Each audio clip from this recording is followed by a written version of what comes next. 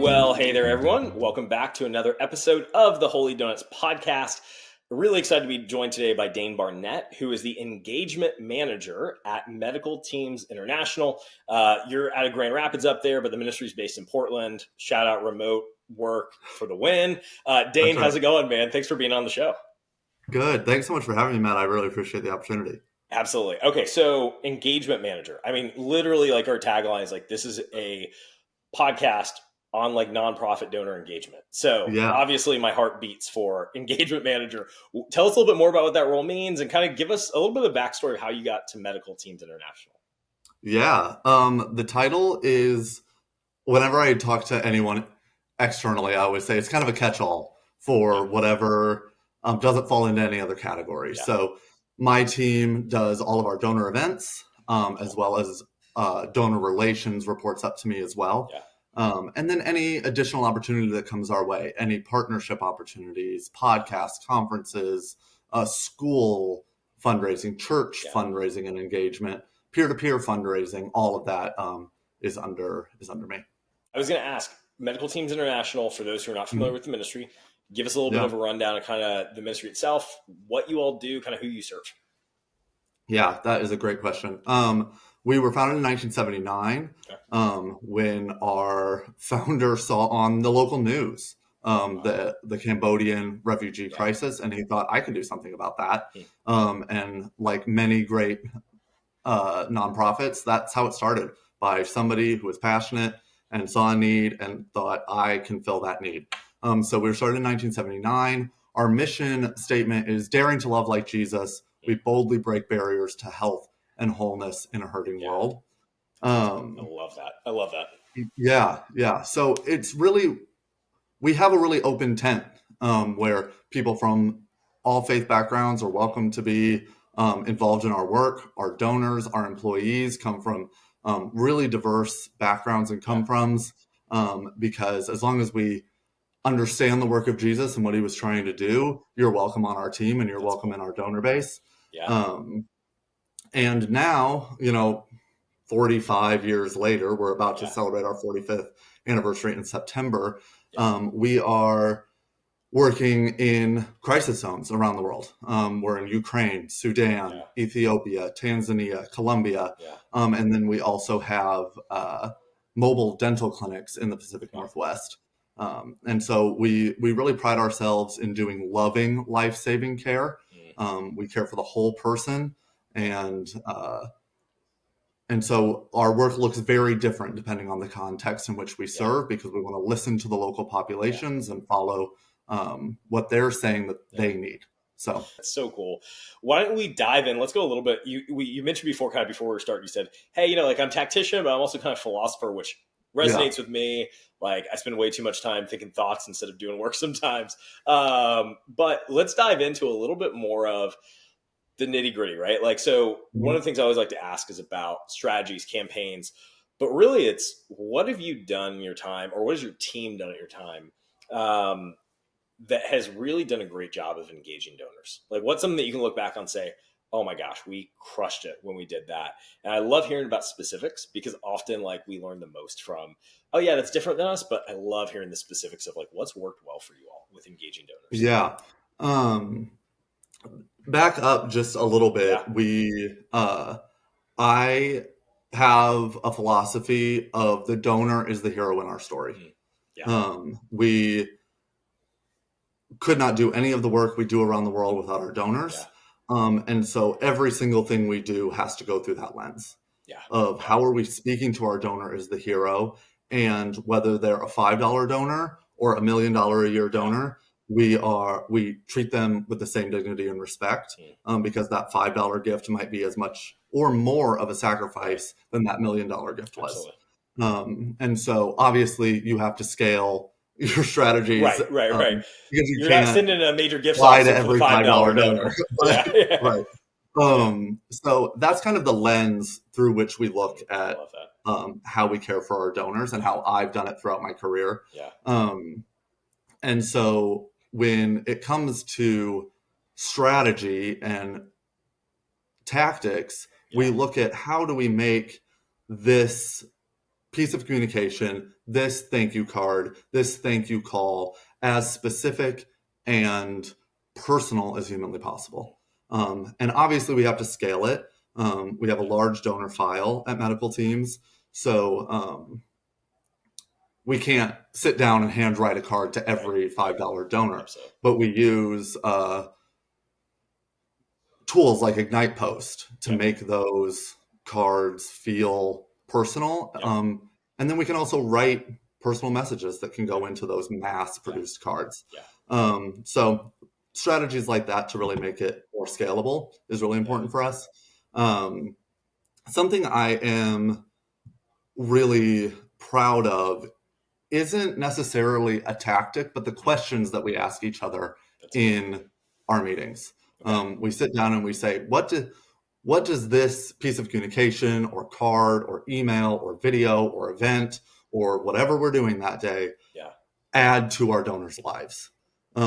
We don't believe in just taking the money, saying thank you, and moving on. We want to build a relationship with our donors, and that means it's a give and a take.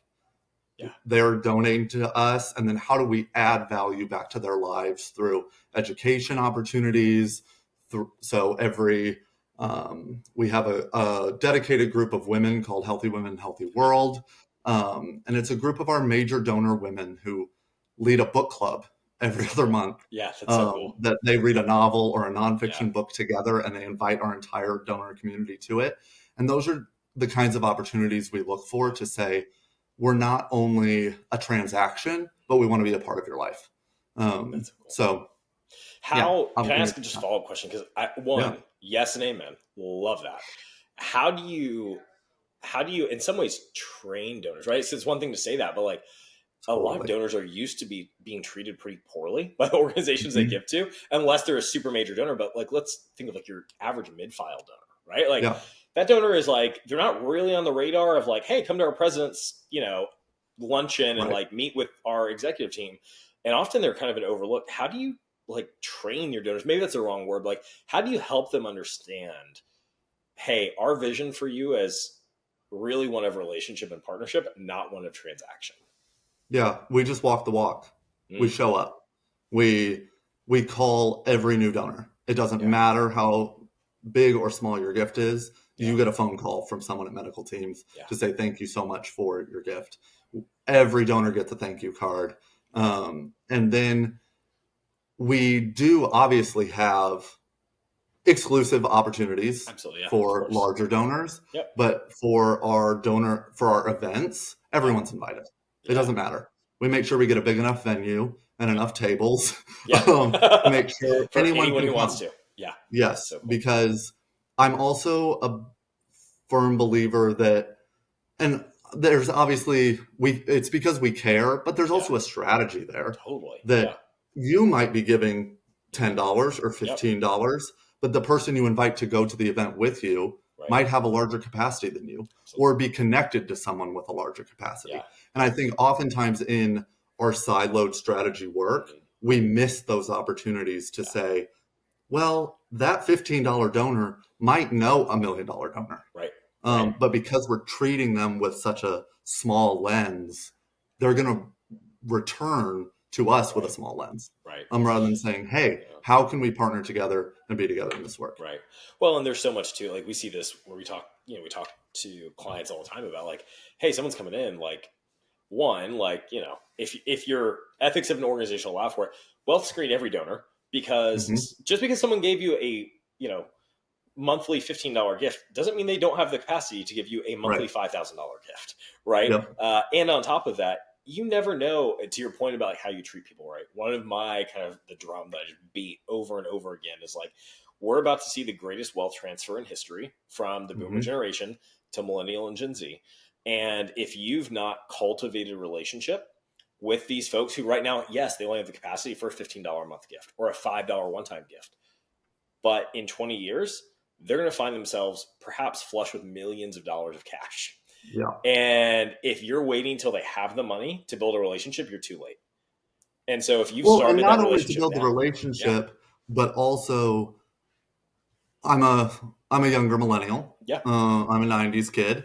And so we we also expect something different Absolutely. from organizations than our parents did. Yep. So as that transfer of wealth is happening, and this is kind of getting into what I see as like kind of a threat to our industry, is especially for older organizations who have the systems, have the procedures, and are just running. We could be caught flat-footed. Absolutely. If we're still, all of our processes and all of our strategies are focused on a donor generation that no longer has the wealth. Right. Yeah. And if the strategy is, hey, we're just going to keep sending our monthly direct mail appeal and you do nothing with texting them. Right. Oh, that's one of those flat-footed scenarios. I mean, we see that all the time where it's like, yeah, we know we should do texting at some point. And it's like, yeah, at some point was 5 years ago. Like we need to be there today. So, yeah. And I also hear from friends in the industry and people all the time, well, we don't leave voicemails. If I just have a missed call from a random number, I'm not calling you back. Absolutely not. But if you leave a voicemail and say, hey, this is Dane from medical teams, and I'm just calling to say thank you so much for your gift. I'm here if you have any questions. That's the kind of message that a millennial and a Gen Z donor will respond to, because we're not going to pick up the phone. No, absolutely not. And so it's still an important thing to do, because it shows that you're taking the extra step. But it's adapting in those little ways to say, hey, we're here and we're listening to you and what your needs are. I also think that younger donors are less transactional than older donors. They want to be a part of something bigger than themselves.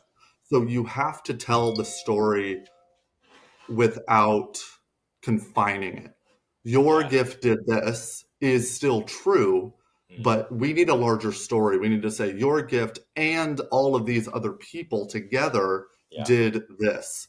Together we're in a movement. And I think there are a lot of places that, especially our section of the industry, the Christian nonprofit, we have so much to learn from political fundraising. Like if you watch how the Democratic Party specifically has been messaging to their donors over the last month, we have so much we can learn from how they're talking about, we are in this together. This is a movement and we need you at the table. We want to be invested in the organizations that we're supporting more than just financially. We want to be able to share content. We want to be able to volunteer. We want to be able to dig deeper and meet other people that are doing it in ways that older generations also did, but at a lower scale. Well, hey there, Holy Donuts listeners. Ever feel like your nonprofit's donor experience is like a jelly-filled donut with no jelly? Well, don't fret. We found the jelly to your donut dilemma. Enter WeGive, the software tool that's like the cream filling to your eclair, or should I say the glaze to your donut. With WeGive, you're not just taking a donation, you're rolling out a red carpet for every person who gives to your organization. And with WeGive, you get an incredible donor portal, events, pledges, surveys, segmentation, on and on we could go on the features. And those checkouts though, smoother than my attempt to make homemade donuts, which let's just say didn't quite rise to the occasion. See what I did there? With WeGive's innovative engagement tools, your donors won't just feel the love, they'll be coming back for a second. Because nothing says thanks for your dough better than a world-class experience. So if you want to sprinkle some extra special magic on your donor relationships, check out WeGive.com. There's a guy I follow on LinkedIn who's a fundraiser for, I think it's Summit Ministries. It's John. I forget his last name. I'm totally whiffing out right now. But he literally posted, sorry, John, if you watch this. Shout out to John. I'll shout you out on LinkedIn with when I search your last name, but I forget what it is. We met at a conference sometime. But he had this awesome post where he talked specifically about the largest cash gift their ministry has ever gotten. And it was a multi-generational approach. Like it was a parents and the kids. And the kids specifically, I think from the context, they were kind of millennial age. The difference was the parents wanted to know more about, I think, like the finances of the ministry, the cause, the mission. The kids wanted to visit the ministry like in person. Like they wanted boots on the ground to see the people impacted by it. They wanted to touch and feel it and really say, hey, what's the culture about here? like what's the corporate culture, right, of this nonprofit Yeah. before we give you this huge gift. Ended up that went through as like $1.5 million gift. So it was a huge gift. Awesome. Praise God. But that just illustrates the difference, right? Like younger generation, not nearly as transactional with the giving, and they want to be part of it. That's so good, man. And we're more skeptical. Okay, say more about that. Yeah.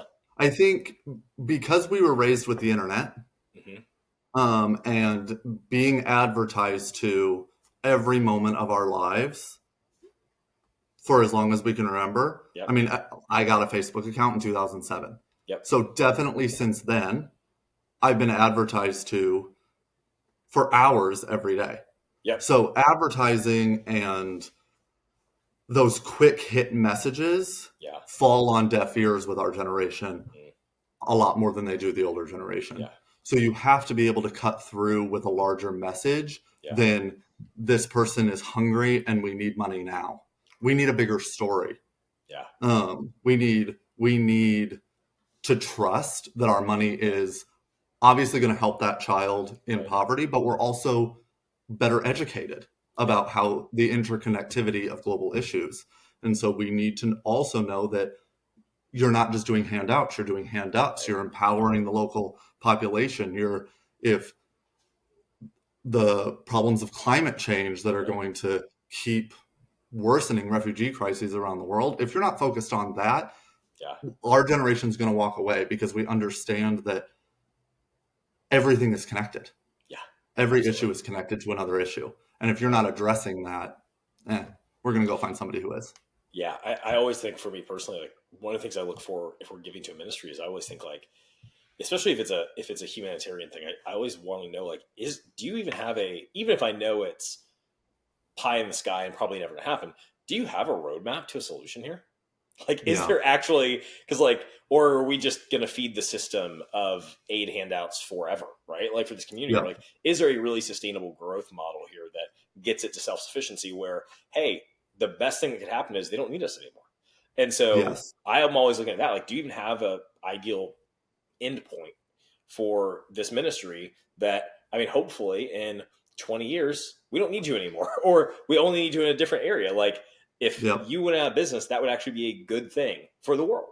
And so 100%. I'm always looking for that. And it seems like it's pretty uncommon to find that. Yeah. I mean, our role as fundraisers is to hopefully not have a job by the time we die. Right. That's not going to happen. Of course not. But But that should be the goal. Yeah. That by the time we're done with this thing, there's no need for us anymore. That's great, man. Okay. We could talk. I think we could probably go for 2 hours. So I'm going to try to respect your time, though, because we only have a certain amount of time. Okay, let's pivot a little bit. We've kind of hit on some of these already, but macro level, and then also kind of, go wherever you want with this, but mostly macro level. What's a trend that you're seeing that's got you a little bit concerned, and one that's got you a little bit more hopeful for kind of the faith ministry nonprofit space? Yeah, I think what's got me concerned is, especially with larger and older nonprofits, I have friends that are consulting with big ones right now. I'm not going to name drop because now I'm going to tell negative about them. But they're trying to hold on to tactics that are working for a donor base that's dying out. And Christian nonprofit, especially here in the States, has been such a good movement. And we've done a lot of good in the world in the last 50 years through, organizations like Compassion and World Vision, and medical teams and International Justice Mission, and these big organizations that are doing really good work. But part of the harm of those, when you get so big, it's really hard to turn a big ship. Yeah. Totally. But we need to turn, and we need to turn faster because the world's problems are growing.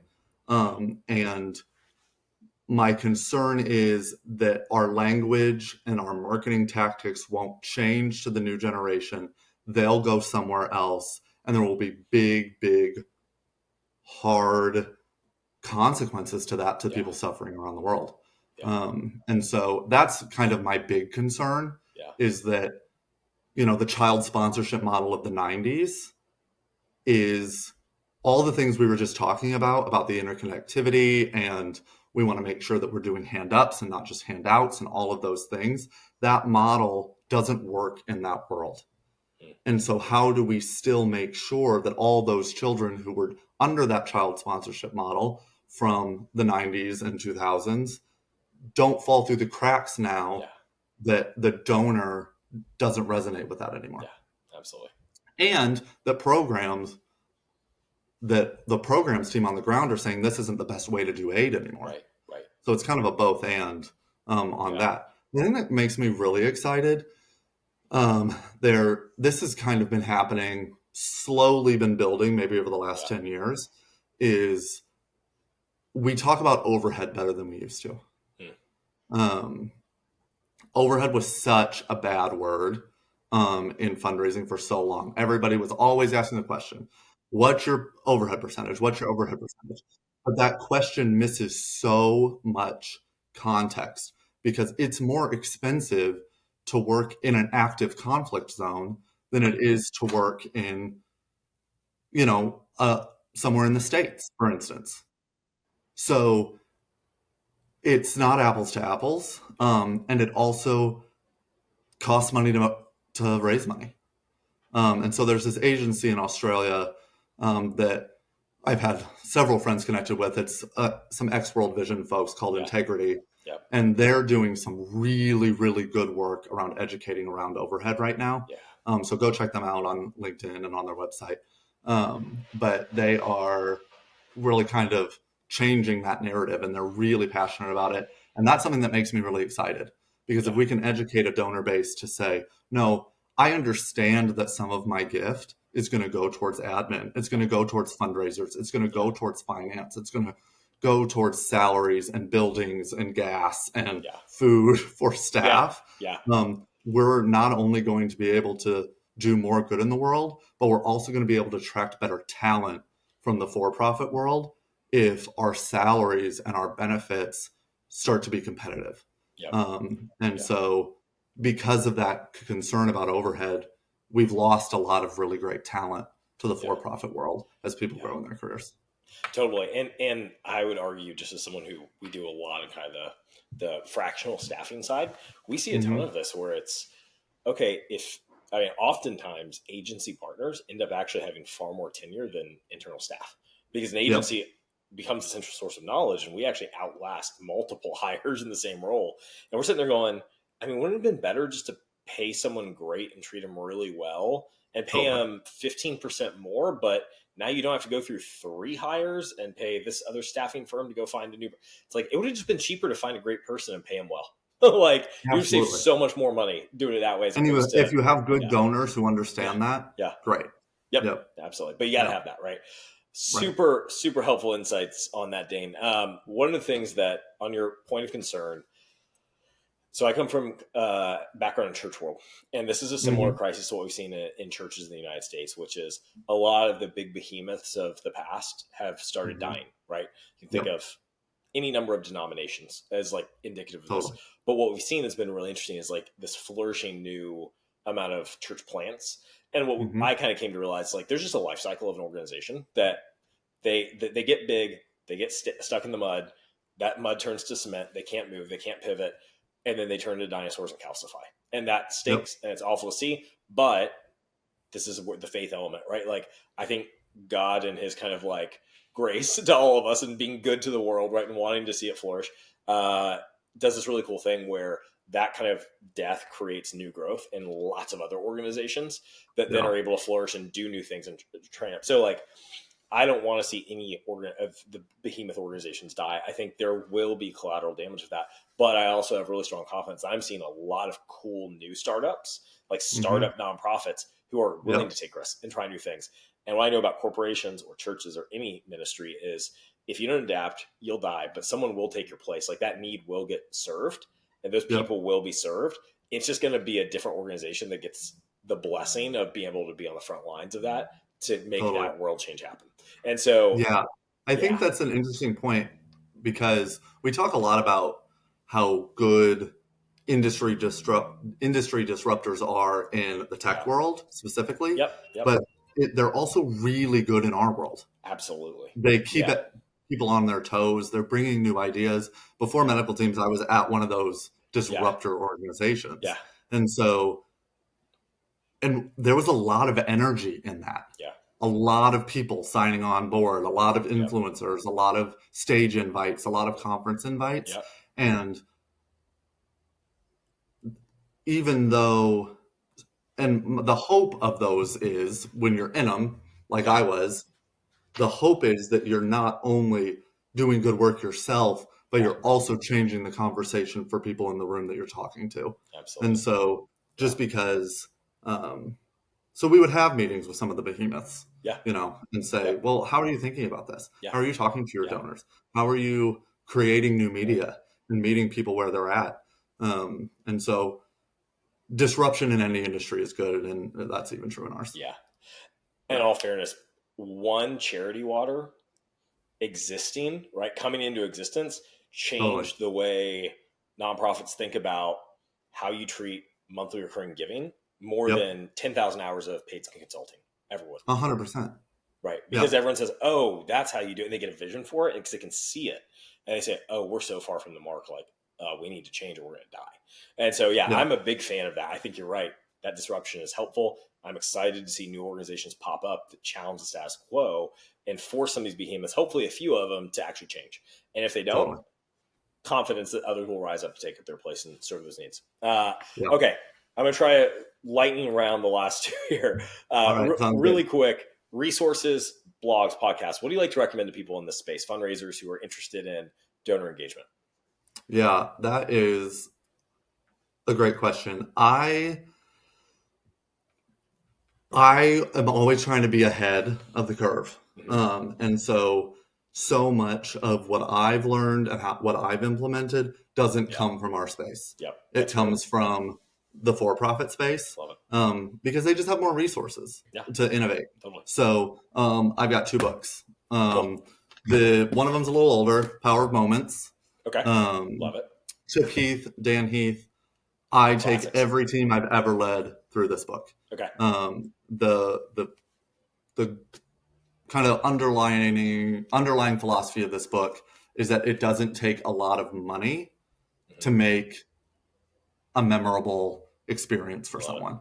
And so this is really great for anyone who's doing really anything. Even if you're not a fundraiser and you somehow found yourself here, read this book. But definitely for people in our space, definitely for people in donor relations and in events. And then the other one this is a newer one, Unreasonable Hospitality, Will Guadara. This has kind of been all over the spaces I've been paying attention to the last year. But the subtitle is The Remarkable Power of Giving People More Than They Expect. Very cool. And for so much of our industry, we tend to give the bare minimum, and rather than looking for those opportunities to go above and beyond. And it just takes it. And I think a lot of us get worried because we're like, well, I don't have any money or any staff. That's the beauty of both of these books is none of the answers are spend more money. It's reallocate the money you have or be creative and find free, more intentional ways to engage. So very cool. The 2. Okay. We will link to those in the show notes. And then last question, how can people connect with you? Is it where are you at on the socials? What's the best way to get in touch with you and kind of say, hey, you got some interesting stuff to say. I want to talk more. LinkedIn's definitely the best for me. Okay. You can put the link to my LinkedIn there. My personal email is dane.barnett92@gmail. Cool. And my work email is dbarnett@medicalteams.org. Awesome. Well, thank you for sharing that. Guys, go talk to Dane. He's awesome. Thank you for being on the show today, man. Really enjoyed the conversation. Every now and then I'm like, we should have repeat guests. I think you're going to be in that category if you're open to it. Thanks for joining me. I appreciate that. Thanks, Matt. I appreciate it.